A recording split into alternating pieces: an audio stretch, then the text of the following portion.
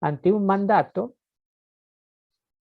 puedes, un permiso, pero que tiene un carácter normativo, pero no comas, y con una justificación. En este caso la justificación es disuasoria, como decía aquí: el día que lo hagas morirás o quedarás sujeto a la muerte.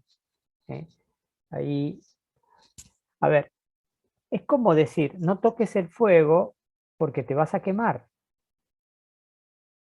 No metas los dedos en el enchufe porque te vas a morir, te puede matar, te va a doler. O sea, el mandato en este caso tiene fuerza disuasoria, pero también tiene una explicación que lo fundamenta. O sea, si te vas a morir es disuasorio, ciertamente, pero es también la manifestación de un cuidado por parte de aquel que da el mandato, en este caso de Dios. Ya escuché, vamos ahora a ir, tenemos la Biblia a mano, vamos a ir al capítulo 3. Bueno, ahí sí, vimos también la creación de la mujer, todo esto estuvo. Pasamos al capítulo 3. Aparece un nuevo personaje. ¿Podés leer el capítulo a partir del 3.1, Lucas?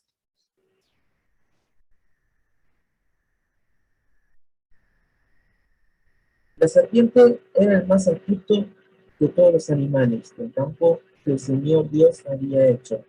Y dijo a la mujer: así que Dios les ordenó que no comieran de ningún árbol del jardín. La mujer le respondió: podemos comer los frutos de todos los árboles del jardín, pero del árbol, pero del árbol que está en medio del jardín, Dios no nos ha dicho: no coman de él ni lo toquen, porque de lo contrario morirán. Está bien, hasta ahí. Paramos, detengámonos acá. En primer lugar, bueno, bueno, aunque sea obvio, en general las serpientes no hablan. Digo, hay aquí una utilización de un símbolo. eh, mm, la serpiente aparece ahí como el más astuto de los animales del campo, no de los animales domésticos, que Dios, el Señor Dios, había hecho. Por lo tanto, aparece también como una criatura de Dios. Pero bueno, aparece ahí calificado con una cualidad, astuto. Pero no es simplemente una eh, astucia práctica para resolver problemas o para encarar la vida. Parece como una astucia o una sabiduría astuta capaz de generar confusión y manipular al otro. Es interesante, yo me gusta ver una serie, no veo todos los capítulos, pero me gusta realmente, que se llama El Mentalista, ¿no? Un tipo que es supuestamente mentalista y que ayuda a resolver crímenes. Y si uno mira varios capítulos, descubre esto, que el tipo que hace, recurre sistemáticamente a la acusación. Cuando habla, ¿cuándo mató a tal persona? O sea, de repente, o sea, se muestra como o sea, su palabra no es bien educada, por decirlo. Él habla con mucha simpatía, como si yo te dijera: Lucas, bueno, y estás con tu esposa o tu pareja al lado tuyo, y, Lucas, ¿cuándo fue que te acostaste con la otra mina? Así, te lo digo así como si fuera obvio, ¿sí? De repente, es tan cara dura, tan invasiva la expresión, que desajusta a cualquiera. Fíjense que hay una astucia diabólica en ese acusar sin fundamentos o echar culpas sin fundamentos, o en pretender conocer secretos que se conocen o no. De alguna manera, el conocimiento del secreto del otro o manifestar que uno de alguna manera conoce el secreto del otro, desajusta y manipula al otro, ¿no? Porque de alguna manera pretende hacer sentir culpa o avivar la culpa, o etcétera. Y fíjense que la voz que habla a través de la serpiente parte no del don, pueden comer de todos los árboles del jardín. Acuérdense que el mandato tenía una estructura bipartita, como decía. Pueden comer de todos los árboles del jardín, exceptuando, el don era universal, con una excepción. La voz de la serpiente, en realidad, más que atacar a Dios, perdón, más que atacar al hombre, en este caso ataca a Dios. Así que Dios les prohibió o les ordenó que no comieran de ningún árbol, de ninguno. Fíjense que de alguna manera los que conocen la dinámica de la comunicación social saben que justamente las grietas que vemos en la comunicación política desde hace años justamente parten o se construyen esa fosa de grietas, se construye a través de relatos totalitarios absolutamente incompatibles. ¿Cristina es una santa o es lo peor que hay? ¿Macri es un ídolo o es lo peor que hay? No, no hay, pareciera, por ejemplo, fíjense, para hablar de las grietas en el país, no hay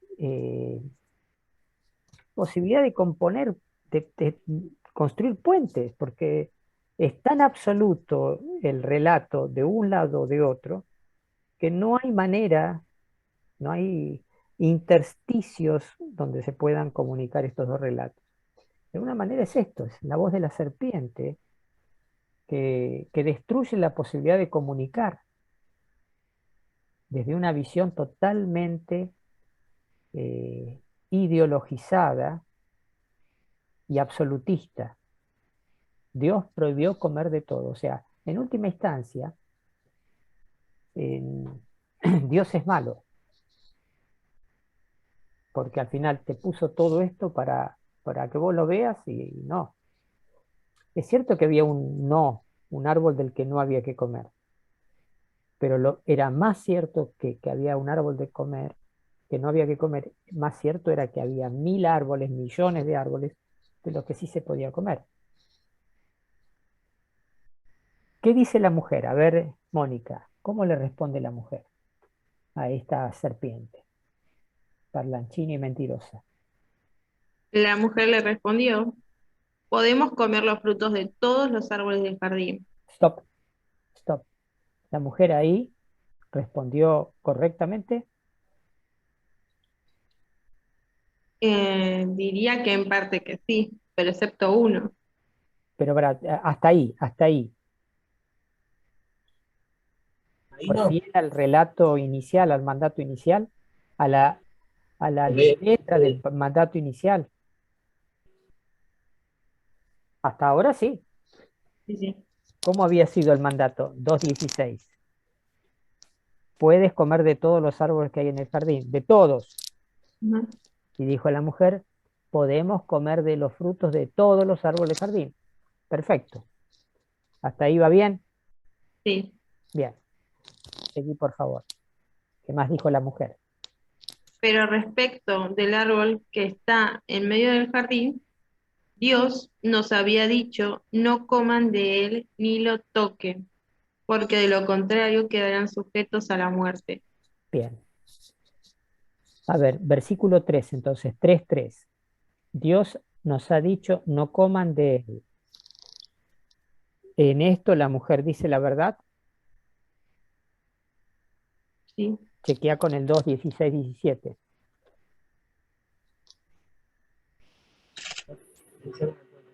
Sí, dice la verdad. Ah, Pero, igual el 2.17 no nos dice la ubicación, pero suponemos que sí, que es ah, interesante. No dice la ubicación el 2:16-17. La mujer coloca el árbol del conocimiento del bien y del mal en el medio del jardín. Y tampoco El dice ar- que no lo toque. y añade no lo toquen. ¡Wow! Qué interesante. Ahí hay una dinámica de protección que se pone en marcha frente al mandato, en este caso restrictivo o prohibitivo. Una dinámica eh, que en última instancia a ver, no devalúa el mandato, lo sobrevalúa. ¿Se entiende? Lo encarece, somete a un proceso inflacionario el mandato. El mandato se infla. Inflación tiene que ver con inflar. El mandato se agrava. El mandato se agiganta. El mandato crece. El mandato se hace más grande. El mandato se hace más intenso. El mandato se hace más pesado. El mandato se hace más fatigoso, el cumplimiento del mandato. El mandato se hace más desagradable. ¿Me siguen? Sí, igual iba a decir que la ubicación del árbol aparece en el capítulo 2, versículo 9. Sí, Y el Señor Dios hizo brotar del suelo toda clase de árboles que eran atrayentes para la vista y apetitosos para comer. Hizo brotar el árbol de la vida en medio del jardín y el árbol del conocimiento del bien y del mal. bien. Qué interesante. El árbol que está en el medio del jardín está a ver, está claro esto, que el árbol de la vida está en el medio del jardín. ¿Y el otro? El árbol del conocimiento del bien y del mal. También porque dice que fueron dos árboles muy apetitosos los que crearon, para los que creó. Todos los árboles eran apetitosos. Ah, Y el Señor Dios hizo brotar del suelo toda clase de árboles que eran apetitosos, atrayentes para la vista y apetitosos para comer. sí. E hizo brotar el árbol de la vida en medio del jardín. A ver, si hay un árbol que está en el medio del jardín es el árbol de la vida. El otro no está en el medio del jardín. Está, Ah, ok. está cerca del medio del jardín. Ujú. ¿Me siguen? Sí, Pero para la mujer, el árbol que está en el medio del jardín, de repente es solo o principalmente o únicamente el árbol del conocimiento del bien y del mal. ¿Qué significa que está en el medio del jardín? Que de alguna manera uno empieza a orbitar en torno a ese árbol. El árbol del cual había un una expresa prohibición, fundamentada ciertamente, pero ese árbol comienza a ser el ombligo del jardín, el, el lugar de la preocupación. La mujer, la humanidad comienza a girar en torno a la prohibición, ¿no? De repente, el punto de referencia ya no es el árbol de la vida, es el árbol ¿Qué tendrá ese árbol? ¿Qué tendrá el petizo?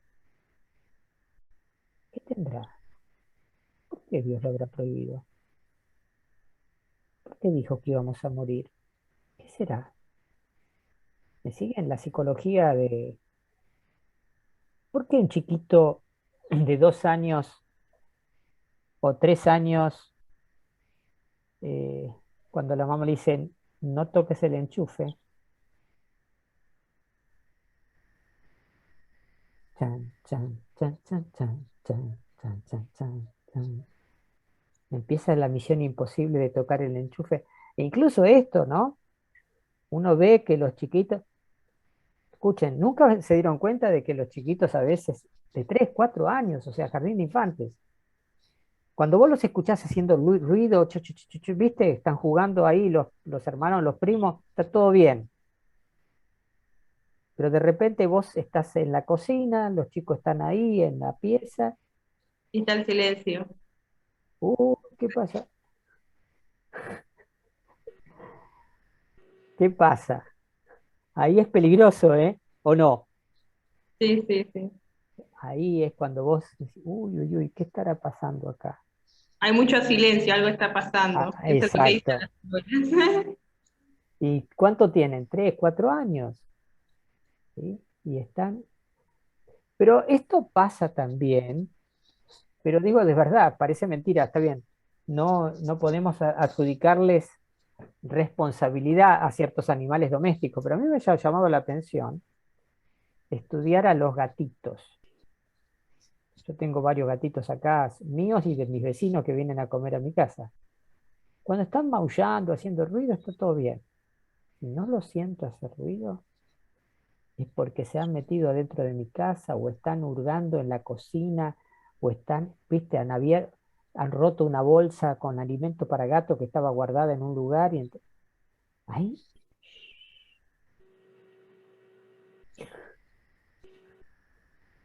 viste, y ahí, viste, ahí ya no es la espontaneidad del barullo, ¿no? Pareciera como que saben que están haciendo algo que no tienen que hacer.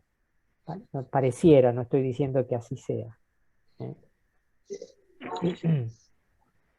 Entonces, fíjense, frente al árbol del conocimiento del bien y del mal, la mujer lo colocó en el medio, pero segundo lugar, lo infló en la prohibición.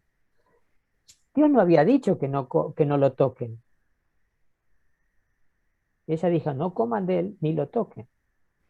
Hay una dinámica en la comunicación de la prohibición que está amasada en en el combate entre la atracción que lo prohibido produce y el miedo,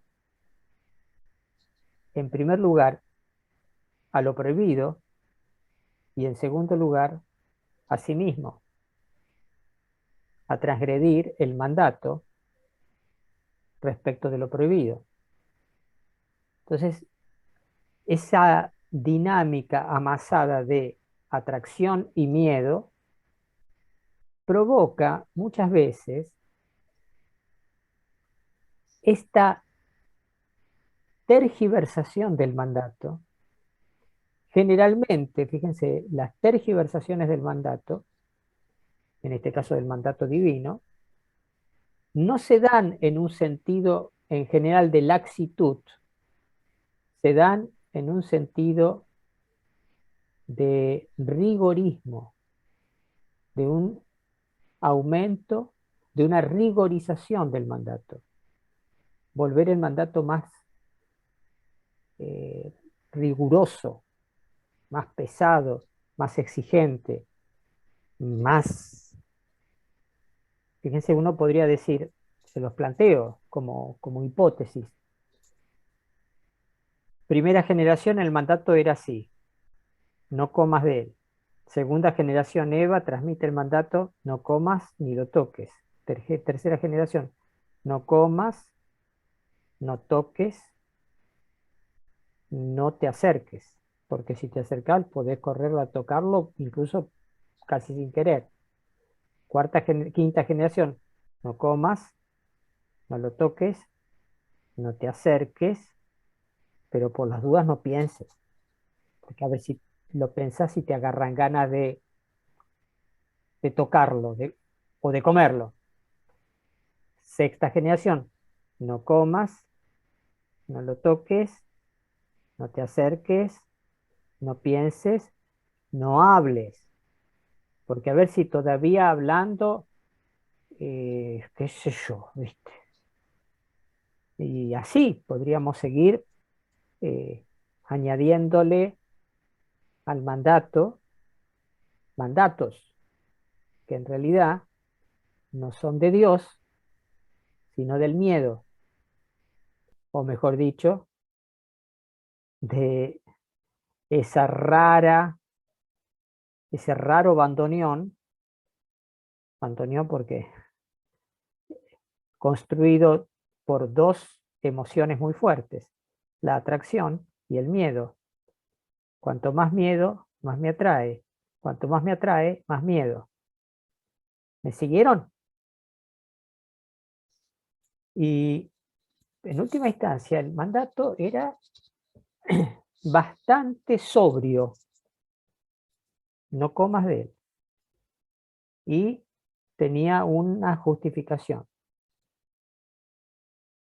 Te vas a morir. Pero hay una tergiversación más. Está bien, acá no aparece tan claramente en la traducción del libro del pueblo de Dios. ¿Vos qué traducción tenés, Lucas? Yo tengo la Biblia para jóvenes, A ver, ¿cómo traduce la Biblia para jóvenes el versículo 3:3? A ver, por favor. pero del árbol que está en medio del jardín, Dios nos ha dicho, no coman de él ni lo toquen, porque de lo contrario morirán. Bien. ¿Y cómo decía la Biblia para jóvenes el versículo 2:17? Pero no comerás del árbol del conocimiento del bien y del mal. De Seguí. él no deberás comer porque el día que lo hagas morirás.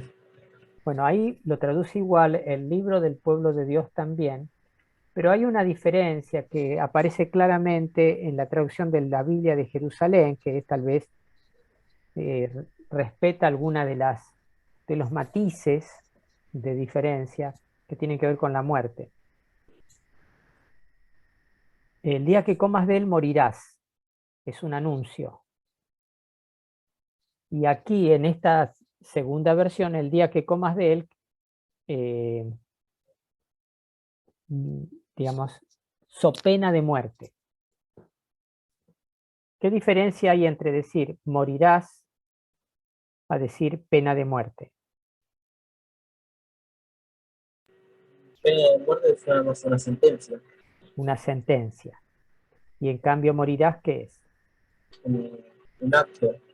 Sí, un anuncio futuro. O Una sea, afirmación, la otra es una duda que puede generarse. claro, por ejemplo, si yo te digo, mirá que no pongas la mano en el fuego, porque si pones la mano en el fuego te vas a quemar. ¿Qué te estoy haciendo? ¿Qué es eso? Eso no va a quedar, es lo que va a pasar. Lo que te va a pasar si lo haces. Ahora, si yo digo, no pongas la mano en el fuego, porque si pones la mano en el fuego yo te voy a pegar. ¿Qué Es una, diferencia? claro, ya es algo que va a ocurrir de verdad. Lo otro es una duda. No sabes, es que como intentarlo. De Claro, una manera. si yo te digo, yo te voy a pegar si pones la mano en el fuego, el castigo es extrínseco al acto pecaminoso. El castigo es un acto realizado por una persona que tiene autoridad, ¿sí? Y bueno, no ponga la mano en el fuego porque si pones la mano en el fuego yo te voy a pegar. El castigo, de alguna manera, por ser extrínseco al acto pecaminoso, el castigo, entonces puede tener algo de arbitrario. El castigo, yo te voy a pegar, es porque a mí se me canta pegarte. Yo establezco, porque tengo autoridad, un castigo. Y no es que poner las manos al fuego es grave porque las consecuencias que se siguen de poner las manos al fuego son graves. En la advertencia, no comas de él, porque el día que comas morirás, yo te estoy advirtiendo el peligro que conlleva la desobediencia. En cambio, so pena de muerte es, yo te estoy diciendo que yo me enojo y entonces te voy a castigar. ¿Ven la diferencia? La mujer, cuando cuenta ahí en 3:3, cuando le cuenta a la serpiente, de alguna manera le da a entender, mira, Dios dijo que no comiéramos porque nos mata, el tipo nos mata. ¿Se entiende? Se le da vuelta la chiripiorca y no se hace de goma el pibe. Así que guarda, no hay que enojarlo, ¿viste? A ver si todavía se enoja.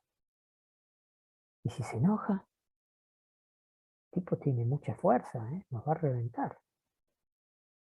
¿Me van siguiendo la diferencia? Fíjense cómo hay una tergiversación en la comprensión de los límites.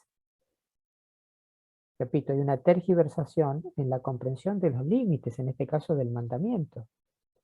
Bien, ¿qué dijo cómo respondió la serpiente? Versículo 4, Lucas. La serpiente dijo a la mujer, no, no morirán.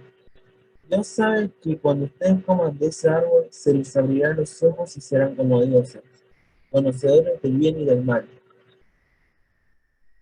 ¿No? Sí, sí, hasta Cuando ahí. nos, Hasta ahí, hasta ahí. Bueno, acá el relato de la serpiente comienza justamente negando la verdad de la advertencia. No morirán. Segundo, dice, Dios sabe que se les abrirán los ojos y serán como dioses, conocedores del bien y del mal.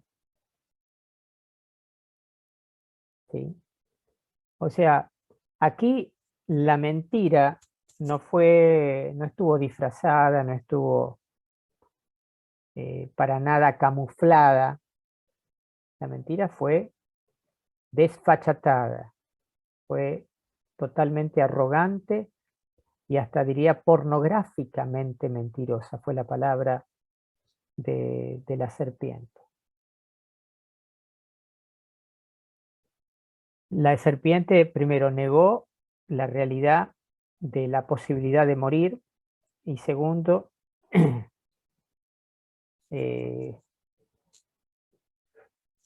hizo una promesa en parte verdadera y en parte falsa. Serán conocedores del bien y del mal y por eso serán como dioses, pero no es conocedores en el sentido como Dios conoce el bien y el mal. Sufrirán el mal por propia experiencia. El bien ya lo han conocido, ahora conocerán el mal por propia experiencia, sufrirán el mal en su propia carne, en su propia vida.